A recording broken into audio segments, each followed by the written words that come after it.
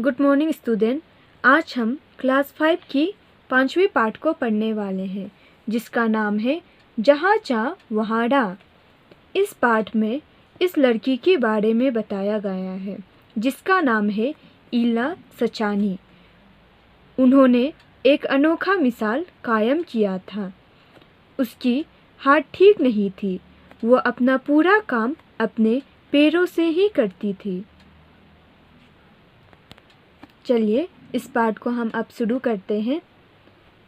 मलमली धोती का बादामी रंग खिल उठा था। किनारों पर कसौटी के टाकों से पिरोई हुई बेल थी। पल्लू पर भड़वा टाके अपना कमाल दिखा रहे थे। सुनहरे रुपेले बेल बूटों का मतलब है पेड़ पौधे आदि के चित्र से जान आ गई थी मलमल में। इन बेल बूटों को सजाया था ईला सचानी ने। ईला की हिम्मत की अनूठी अनोखा मिसाल है ये कढ़ाई के नमूने। मलमल धोती नरम धोती जो बादामी रंग की थी, वो देखने में बहुत खूबसूरत लग रही थी। उसके किनारों में कसौटी एक प्रकार का धागा है से बेल बनाई हुई थी तथा पल्लू पर भरा हुआ डिज़ाइन अपना कमाल दिखा रही थी तथा ऐसा लगता था कि उस मलमल के धोती में बने बेल बूटों का पेड़ पौधे आदि के चित्र में जान आ गई थी, जिसको ईला सचानी ने बनाया था। इसने एक अनोखा मिसाल कायम किया था। 26 साल की ईला गुजरात के सूरत ज़िले में रहती है।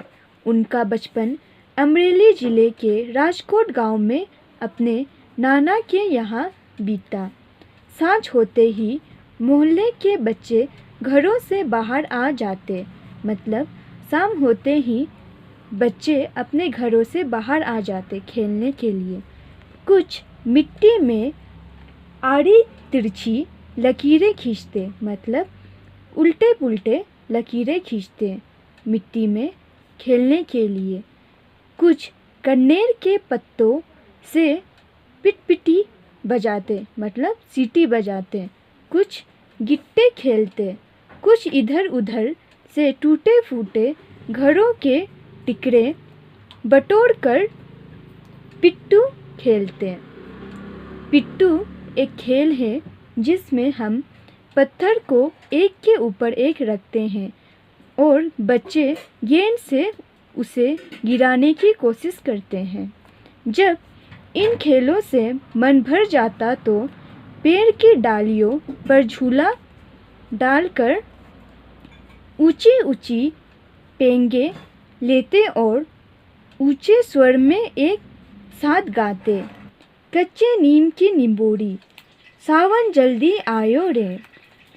ईला गाने में तो उनका साथ देती, पर उनके साथ पेंगे नहीं ले पाती। रस्सी पकड़ने को हाथ बढ़ाती, मगर हाथ तो उठते ही नहीं थे। वो चुपचाप एक किनारे बैठ जाती। मन ही मन सोचती, मैं भी ऐसा कुछ क्यों नहीं कर पाती हूँ। बच्चे भी चाहते कि ईला किसी न किसी तरह तो उनके साथ खेल सके।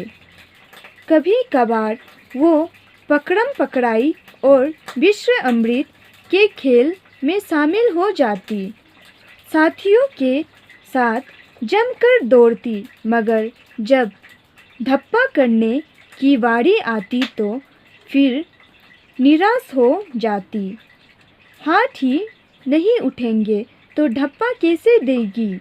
वो बहुत कोशिश करती, पर उसके हाथों ने तो जैसे उसका साथ ना देने की ठान रखी हो। ईला ने अपने हाथों की इस जीत को एक चुनौती माना।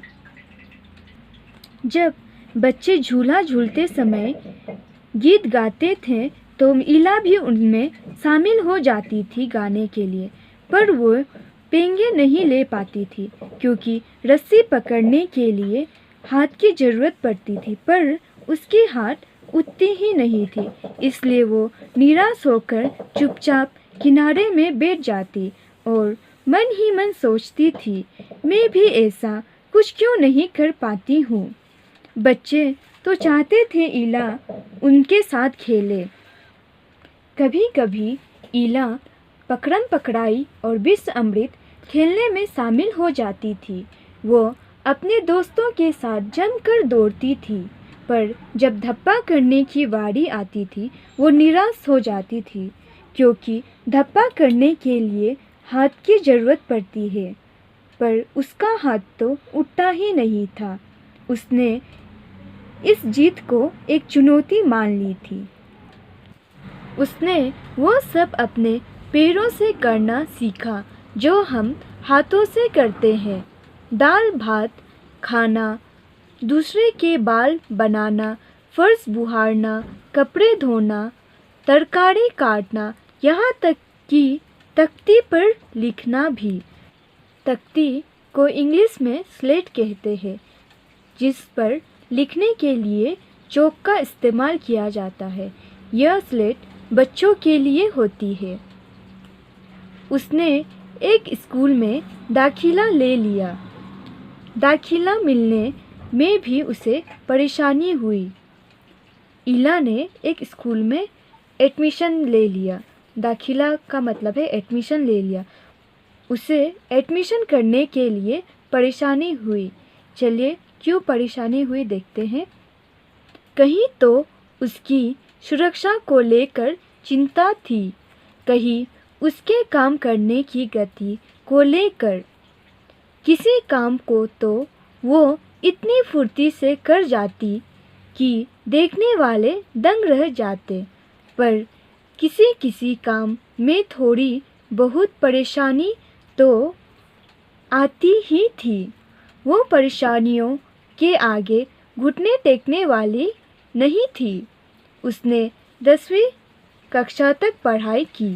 वो 10वीं की परीक्षा पास नहीं कर पाई। इला को यह मालूम न था कि परीक्षा के लिए उसे अतिरिक्त का मतलब है अधिक समय नहीं मिल सकता है। उसे ऐसे व्यक्ति की सुविधा भी मिल सकती थी जो परीक्षा में उसके लिए लिखने का काम कर सके। यह जानकारी इला को समय रहते मिल जाती तो कितना अच्छा रहता। उसे इस बात का दुख है, पर यहाँ आकर सब कुछ खत्म तो नहीं हो जाता ना। उसकी माँ और दादी कसीदाकारी करती थी। कसीदाकारी का मतलब है कढ़ाई करना या डिज़ाइन बनाना कपड़ों में। वो उन्हें सुई में रेशम पिरोने से लेकर बुटिया उखेड़ते हुए देखती। न जाने कब उसने कसीदाकारी करने की ठान ली। यहाँ भी उसने अपने पैरों के अंगूठों का सहारा लिया। दोनों अंगूठों के बीच सुई थामकर कच्चा रेशम पिरोना कोई आसान काम नहीं था। तो इला की माँ और दादी कढ़ाई का काम करती थी और इला उन्हें रेशम पिरोने से लेकर बुटिया बनाने तक देखती रहती थी। न जाने इला को क्या जोश आया कि उसने कढ़ाई का काम करने की ठान ली और वो उस पर सफल भी हो पाई। उसने अंगूठे के सहारा ली। वो दोनों अंगूठे के बीच सुई थामकर कच्चा रेशम पिरोना कोई आसान काम नहीं था, पर कहते हैं ना, जहाँ चाह वहाँ राह। उसके विश्वास और धैर्य ने कुदरत को भी झुठला दिया।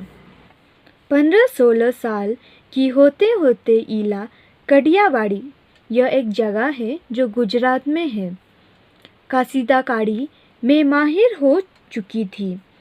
किस वस्तु पर किस तरह के नमूने बनाने जाए, कौन से रंगों से नमूना खिल उठेगा और टाके कौन से लगे, यह सब वो समझ गई थी। एक समय ऐसा भी आया, अब उसके द्वारा काढ़े गए परिधानों मतलब वस्तुओं की प्रदर्शनी लगी। इन परिधानों में काठियावाड़ के साथ साथ लखनऊ और बंगाल भी झलक रहा था।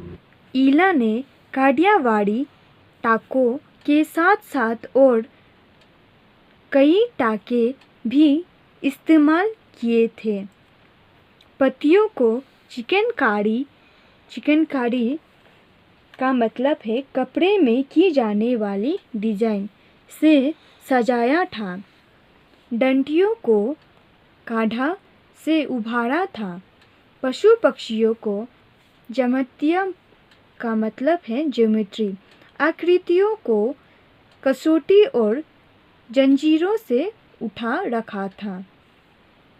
पारंपरिक मतलब परंपरा डिजाइनों में यह नवीनता सभी को बहुत भाई। ईला के पाँव अब रुकते नहीं हैं। आँखों में चमक, होठों में मुस्कान और अनूठा विश्वास लिए वो सुनहरी रूप पहली बूटियाँ उखेड़ते थकती नहीं है। इस प्रकार ईला ने अपने जीवन में कभी हार नहीं मानी और आगे बढ़ती गई।